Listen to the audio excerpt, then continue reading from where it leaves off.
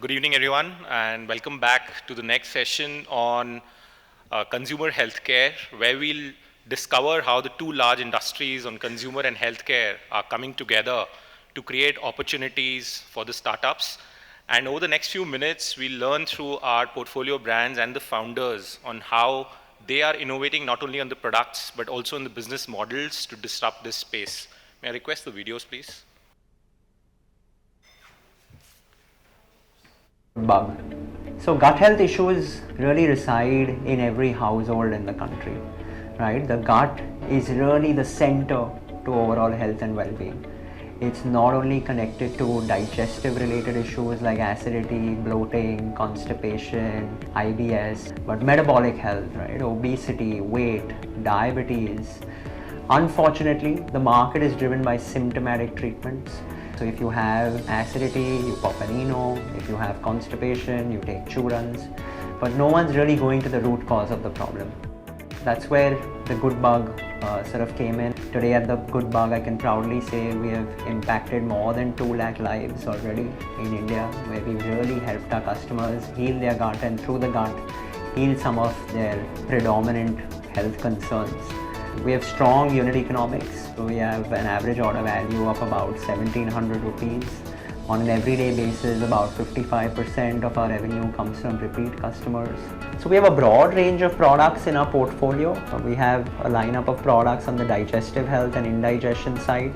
Metabolic health is another area of focus for us, where we cover problems like obesity, weight management and diabetes, along with a lineup of products for gynecological health for women and a range of products for kids. Each of these products are very uniquely designed. So we've recently launched something very interesting and exciting. It's called Squat Buddy, which essentially puts you in a squat position sitting on a Western toilet. Next few years, retail is going to be a key focus for us as we open up the brand. Along with retail, we believe international markets is another big opportunity. And we're looking at building a clinical service business on top of the product business, where we're building a digital clinic with a team of gut specialists, nutritionists that will work with our customers to holistically help them solve for gut health by helping them fix their diet and lifestyle. Along with that, another area that we really want to focus on is around nutrition, and especially malnutrition in India. It's a big problem in the country, especially with kids, which affects their development. So we've partnered with Akshay Patra, and what we do here is with every order that comes on our website, we actually donate a midday meal to a child out there that is in the need, which helps them with their education and just overall better health and development.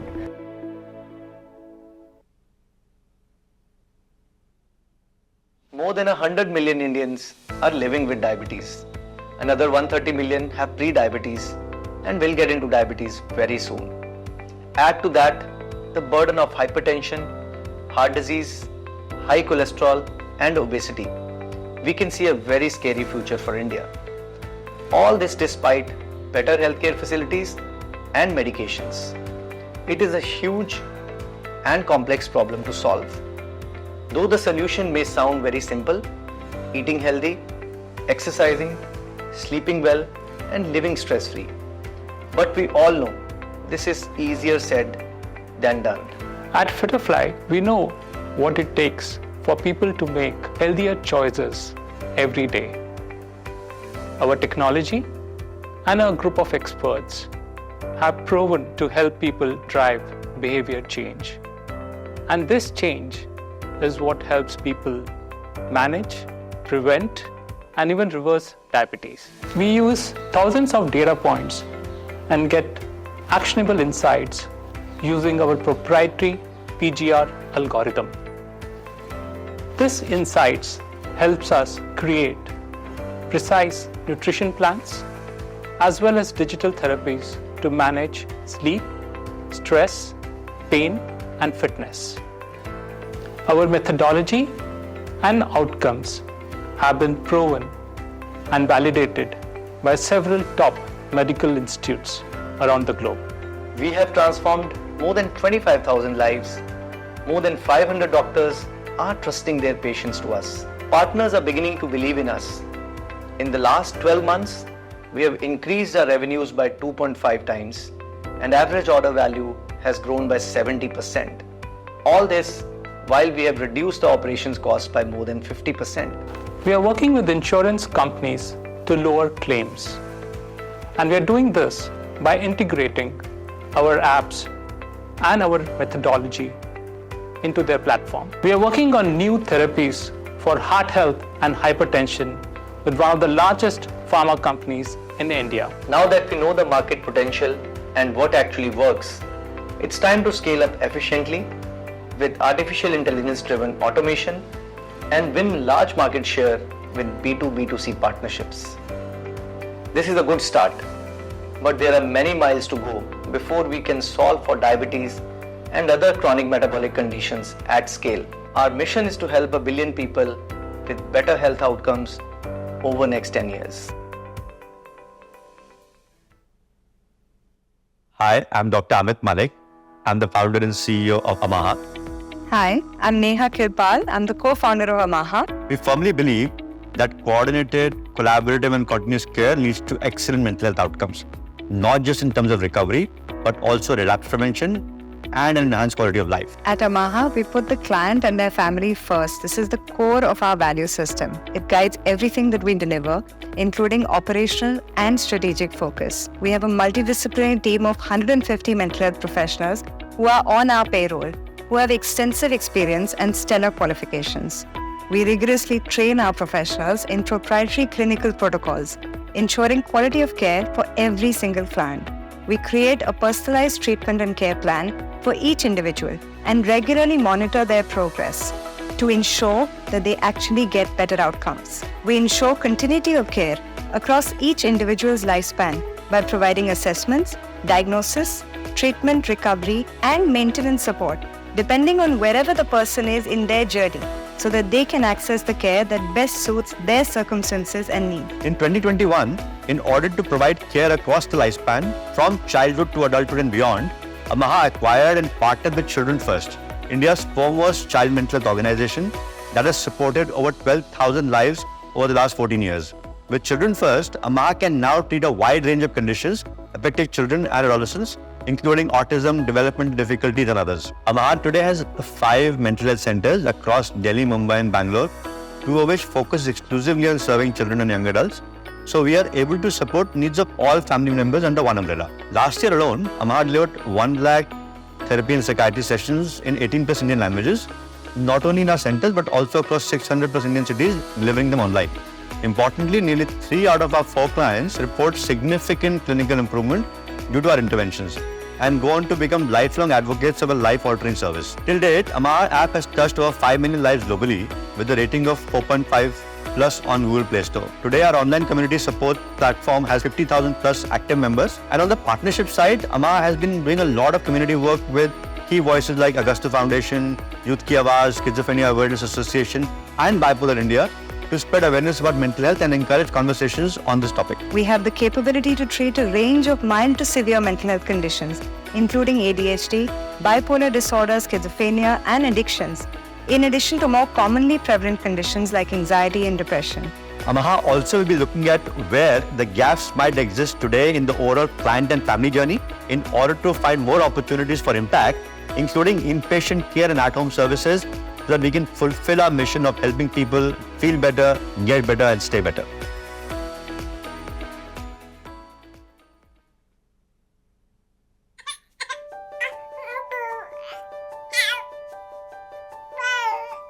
There's no greater joy than the joy of becoming a mother. Ask those 30 million couples who deal with infertility every year. But with Gynoveda's online doctor consultation, over 11,000 couples have now experienced the joy of becoming parents. Say hi. Hi. Hi. Oh, he's talking now. तो आपने सारा कुछ दुनिया में कर लिया ना, जब आपके पास कुछ नहीं दिख रहा है, there is no ray of hope, then switch to Gynoveda and you are going to get the result. बड़े बड़े डॉक्टर ने बोल दिया कि नहीं बेबी नहीं होगा गाइनोवेदा के मेडिसिन की वजह से ट्विंस होंगे, ये मैंने कभी नहीं सोचा था। हर लेडीज को जो स्ट्रगल कर रही है कंसीव करने के लिए, उसको एक बार गाइनोवेदा के बारे में सोचना चाहिए और अपनी जिंदगी में एक मिरेकल लाना चाहिए, क्योंकि वो मिरेकल आएगा ही, ये मेरा भरोसा है, मैंने खुद एक्सपीरियंस किया है। Believe in God and believe in Gynoveda. With such awesome consumer love, Gynoveda started the world's first Ayurveda fertility clinic, where our doctors treat the root cause of the problem and prescribe FDA-approved Ayurvedic proprietary medicines. As compared to these, what's available in the market today are harmful hormones, painful and expensive IVF treatments, which almost 90% Indians are unable to afford. In the next 5 years, Gynoveda will set up a unique chain of Ayurveda fertility clinics in 200 cities of India. This will transform Gynoveda from a 100 crore self-care brand to India's largest fertility healthcare company. Gynoveda team is on a mission to help 10 million couples fulfill their dreams to become parents. That's why our consumers say, Gynoveda है तो good news पक्की है.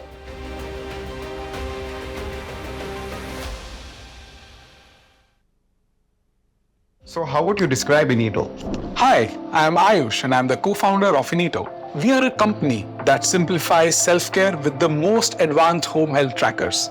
Our technology allows dozens of tests like hormones, vitamins, and even chronic conditions right on your phone. We launched our first test for tracking 4 fertility hormones at home in the mid of 2021 and have already hit a $12 million revenue run rate. Inito makes it easy for couples to track their fertility hormones at a fraction of the cost of going to the lab. In the US, women have to wait up to an year to approach fertility clinics to get themselves tested. There are millions of couples with fertility issues and only 500 clinics in the entire US. With over 10,000 pregnancies confirmed in the last 6 months alone, we have an NPS or a Net Promoter Score of over 75.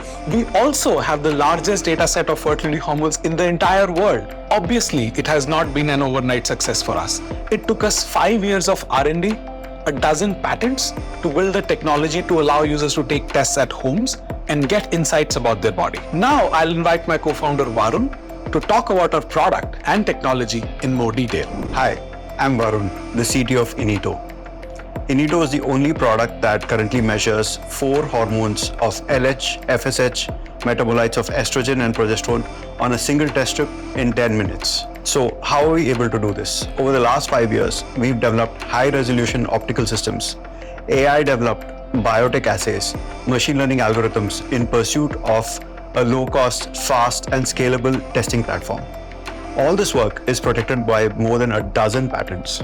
Now, coming to the data, tens of thousands of analytes are tested by Inito every single day, and we have the largest fertility hormone dataset in the world. By using AI on the trends of these hormones, the app gives you insights on your reproductive health and helps you take control, even for users with conditions like menopause and PCOS. At the core, the Inito platform can extend to a wide range of tests.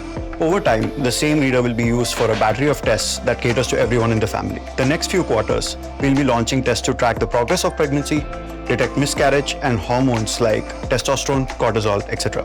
If you ask us what sets us apart from other companies, it would be our diverse multidisciplinary team. We have 80 plus engineers working across hardware, software, biotech, and data science.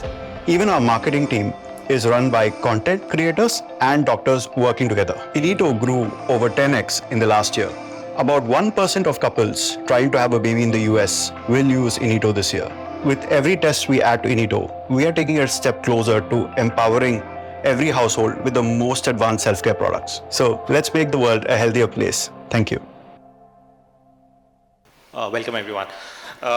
Would maybe like to start with Keshav, you to understand why the decision to build Goodbug in the gut health space. I mean, in a country where today options for consumers range from curd to Isavgol to Pentocid What really drove the decision to build something in this space?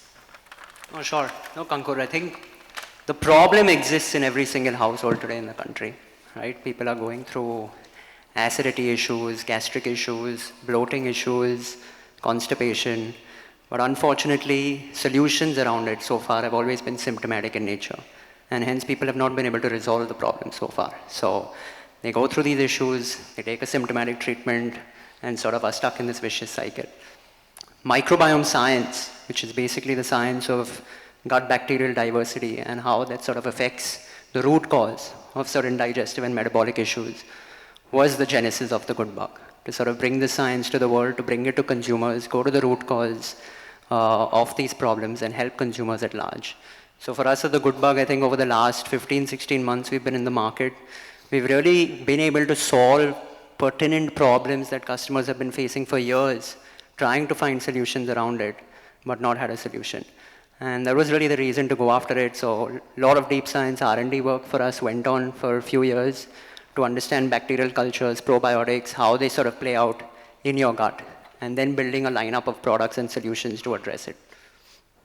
Great.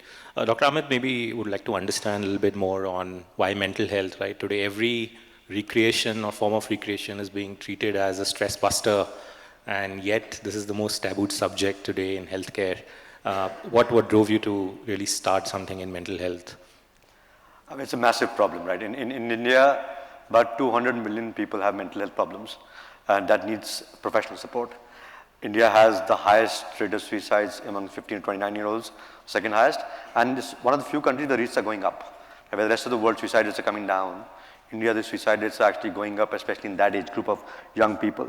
And when you look at that dynamic of saying that's the need size we're talking about, something has to be done about it. There's no systemic solution that exists today in that space to solve for that. And for some of us who've been working in this space for the last 2 decades, it felt like this was the right time to really start thinking about the next stage of the country's evolution. Right, as we grow in our GDP, as we grow in our other companies grow in numbers of employees they work with, mental health is going to keep playing a bigger and bigger part in every part of our life. Right, so how do we then take it out of a marginalized field within healthcare and say this is a mainstream problem across all aspects of our life, whether it's relationships, whether it's livelihood, whether it's parenting, all parts of our life are impacted by this. So how do we actually take this problem of huge numbers that impacts all parts of our life and bring it more mainstream? And that was the reason for behind bringing AMAHA to, let's say, our 3 A's really stand for appropriateness, affordability, and accessibility of mental health. So, right, how do we actually make mental health more accessible, affordable, and appropriate to the different stages in the user's journey? And this is like the academic business answer, but if I just look at this room and say, all of us at some level are going to get impacted by this if we've been lucky enough not to be impacted by mental health difficulties already, right? Whether it's within our family or within our friend circle or within our workplace, we'll know somebody today who's experiencing a challenge, right? So again, this is one of those needs that cut across socioeconomic spaces, contexts, and we thought this was the right time for building. So that's the broad answer, essentially. Great. Sanish, coming to you in the Fit-to-Fly arena, right? You've almost created a solution where the consumer plays a very active role in their care journey. While it may be seemingly very simplistic on lifestyle management, solving for a very complex problem like diabetes, just help us understand, walk us through what really goes behind making it so simple for the consumers. Thanks, Ankur. That's a very simple question. The first version of our solution took us almost 12 months of conceptualizing, designing, developing, and then we were able to roll it out. And with any complex problem, to solve it, you need to really break it into layers. Now, to give an analogy, if you look at Google Maps, right, it's a very simple, it's an incredibly simple application to use. People use it, among other things, to go from point A to point B. But if you look at that app, it really hides extremely complex algorithms inside. So there are different layers of map. There is a satellite view, there is a road view, there are bus maps, there are train routes, etc. It's packed together and it speaks to many devices. So there is a satellite, there is your gyroscope, there are your phone cameras, and so on, right? And then on top of it lies a very complex algorithm, routing algorithm, which tells you how to reach from point A to point B in the fastest manner. Similarly, at Fitterfly, we've broken down the problem into multiple layers, right? Into 9 different layers. And the key layers are your nutrition, fitness, mental health, behavior change, among others, right? This we integrate with devices, with medical grade devices, so continuous glucose monitors, BP monitors, smart watches, right? And on top of it sits our proprietary patent pending PGR algorithm, right? It determines how does your body respond to a food, to stress, to physical activity, right? With these algorithms, we are able to define a very personalized program for an individual. So the therapy for a 40-year obese male who goes to office every day, works in a very stressful environment, will be completely different for, let's say, a 75-year-old male who leads a very sedentary lifestyle, has hypertension, thyroid, and a mix of other comorbidities, right? And we can do all of that because you've broken down into multiple layers, right? If you look at the outcomes that we have, they're the best in the industry, right? In fact, we just came back from an international conference, and our outcomes are on par or even better with some of the best companies out there. That's great. Congratulations on that. So Ayush, you have a very interesting choice of market to start with. Your first product is fertility monitor. You're sitting in a country which is 20% population, adding to this almost at the fastest rate across the globe, but yet you chose US as a market to start with. So I would like to understand what was the thought process that went behind choosing this? Thanks, Ankur. So I think it is true that India has the largest number of couples with fertility issues in the world, some 35 million couples, right? But I think that's taking a very looking at the data from only one side, right? Like the reality is that the kind of people who afford products, who are kind of sophisticated enough to kind of understand stuff, who are educated, have the income levels, also have great access to healthcare system, right? Like if all of us in this room want access to a doctor, all of us will get an appointment either today or tomorrow. But compare that to the US, where the mean appointment time is like 45 days, right? So one is the access of the healthcare system is a big factor here. The second thing is that, just if you look at the sheer number of fertility clinics, US is a very large country geographically, and there are only 489 fertility clinics in the entire country. That's the official data. Bangalore, in my understanding, has over 150, right? And now imagine, it's not just the number of, the clinics, the number of doctors are going down, right? And it is very common in fertility that you'll have to go 7-8 times to a fertility center in a menstrual cycle. Now, people would miss work, drive 50 miles one way to get a blood test done, and then come back 50 miles. Like, that's what happens, right? So I think just the number is a very one-sided view, but if you look at what's out there as an alternative, you'll see that the experience is like 100x better, like taking a test at home versus waiting either 45 days or driving 50 miles one way to get yourself tested is the reason why our growth is happening, right? So in our head, we are not, we always try to say, hey, we are not building against commodity products out there. We are building against somebody driving 100 miles, spending money out of the pocket, or waiting for 50 days, or in case of miscarriage, doctors in the US don't do anything until you have 3 miscarriages, right? That is our competition, right? And I think that's why we chose US over India. Great, thanks. Keshav, coming back to you on the Good Bug story, right? The Nutra business and the outcome for a consumer is so much pegged on regime compliance, right? In your business, where a lot of consumers today are trying to just address symptoms, a lot of them understand the importance of solving it at root cause. How do you bake this into your care journey? Because consumers are seeking outcomes, and the fact of the matter is that it takes time for root cause to be solved for. No, absolutely, and I think the whole industry sort of operates, including us, right? We're not a magic pill that you sort of consume and you're going to solve the problem, right? So you need to, adherence is the biggest sort of challenge that the industry faces, because you need to be on the product for X number of weeks to really start showing results. I think what we've actually done with our solutions is, as you start sort of on the treatment, you start seeing early signs. So you'll start seeing some changes in bowel movements happen. You'll start seeing certain changes in your digestive health, start feeling light. I think consumers at that time start understanding, right, something is working for them. And a strong coaching sort of system at the back, which we've also built. We have a team of about 15 gut specialists and nutritionists that work with our customers, explain to them the importance of adherence, how sort of, the expectation of the program sort of should be like. I think that really helps solve this issue and eventually show measured outcomes. So we're actually now building a full stack sort of clinic on top of the product business. And we believe we'll be able to sort of solve for this challenge and really show outcomes as long as people adhere to the regimen. Thanks. And in your business in mental health, right, again, engagement becomes such a key to not only ensure the consumers go through the care pathways, but also get to the eventual outcome. And if not solved for, the situation deteriorates, right? And you're solving for so many use cases, as we just heard a few minutes back. How are you baking in this whole consistency on the engagement? Because you've got an offline model, you've got an online model, now we're talking of an IPD, you've got a battery of clinicians. How do you bring it all together? So it's a slightly complex answer, so I'll break it down into 3 or 4 parts, right? So the first thing is the timing. Right? When families come to us, and we like to think of these as families rather than just individuals, and families come to us, they usually come at a time of great distress and need, right? And at a time when sometimes the individual can't even trust themselves.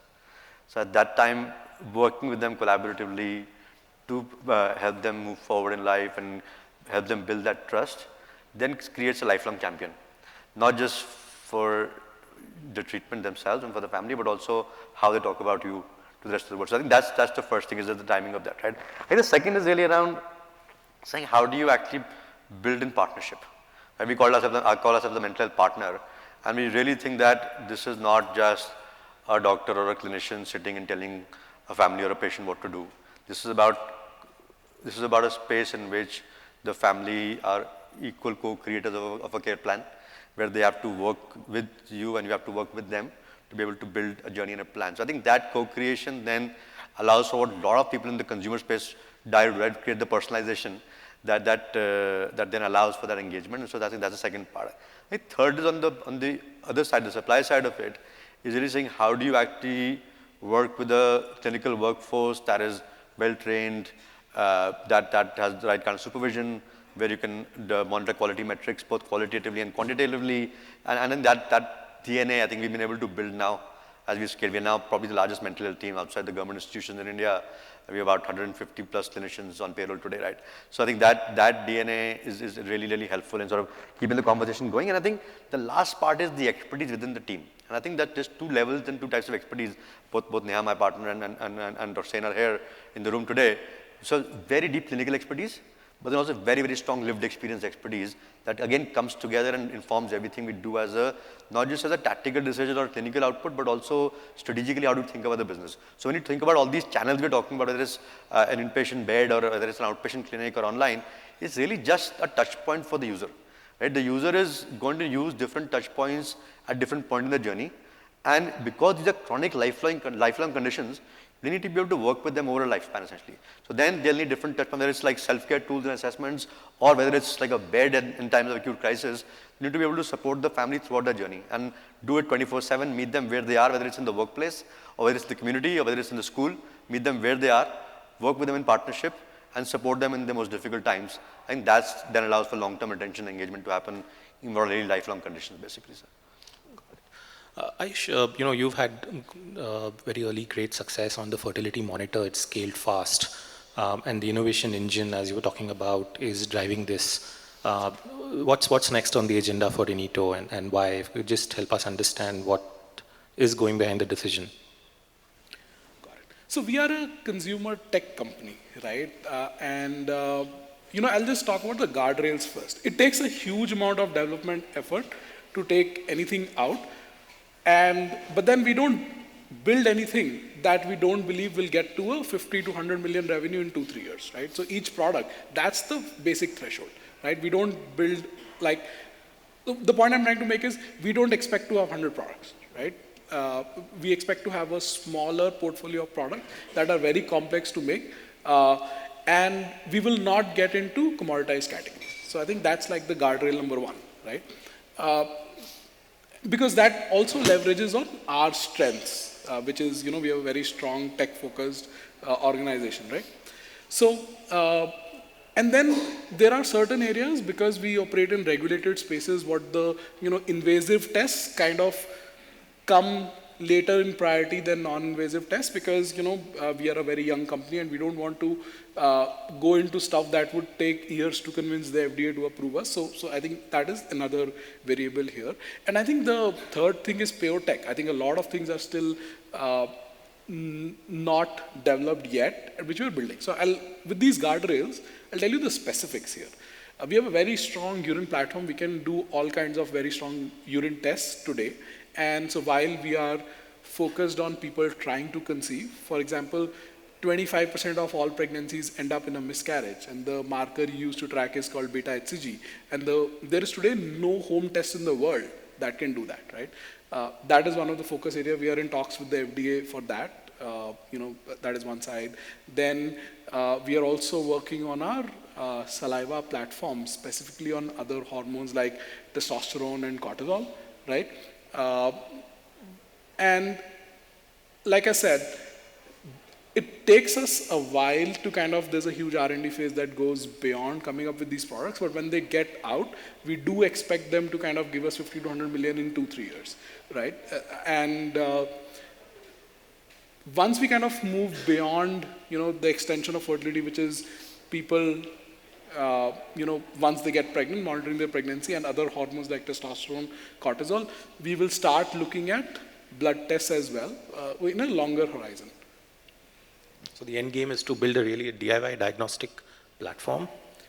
I think the end game for us would be to build a device that will be in every consumer's home, allowing them to test all body parameters. And just to give you a sense, right? Like if you're talking about just US, we are talking about $1,000 a year from 100 million families, right? That's our TAM. So, and obviously it's not a 3-year game. We know that, right? So, but we are very patient. Like we want to see, every home, and we strongly, me and my co-founder very strongly believe that we will have a time where all of us will have a device at our home that will tell us everything about our body. And it's going to be a, decade that we'll get there in, right? But it's going to happen and it's going to be massive. Great. So, Shailesh, across all the 3 businesses, we heard where consumer comes in for one interaction, transaction, then decides what's the outcome they are seeing, whether they want to continue, the various engagement models each of them are building. In your business, where the consumer is committed upfront for a 12-month program, right? And there are various touch points, be it a nutritionist, be it a mental therapist, and again, various platforms. Some are interacting on digital media as coaching, some are using a self-care, using app. Again, what's driving that common linkage of almost thinking of consumers' journey day in, day out, 24 hours, and giving them the right touch points and creating value propositions which are talking to the consumers in that journey? So, Ankur, over the last 3 years, we've managed over 30,000 members or patients. And we have built a therapy bank which has over 1,000 interactions or interventions that can be given across nutrition, mental health, fitness, pain, etc. Right? So we have this therapy bank at one side. We also have an outcome bank. So we know what interventions worked for what kind of personas, right? So we have a therapy bank and an output bank. Now when we get a newer patient in, we are able to tell with reasonable confidence that a therapy will work for a persona, right? Because we have historic data to prove that. So what we are doing is we are using the interplay of the therapy bank, the outcome bank, and our algorithms to keep creating therapies which are extremely personalized to a person and which actually work and give results, right? And this is the same engine that we are starting to put in all the things that we are doing and with all the partners that we are working with. Great. I think I'm just on time. Would like to open for any Q&A from the audience.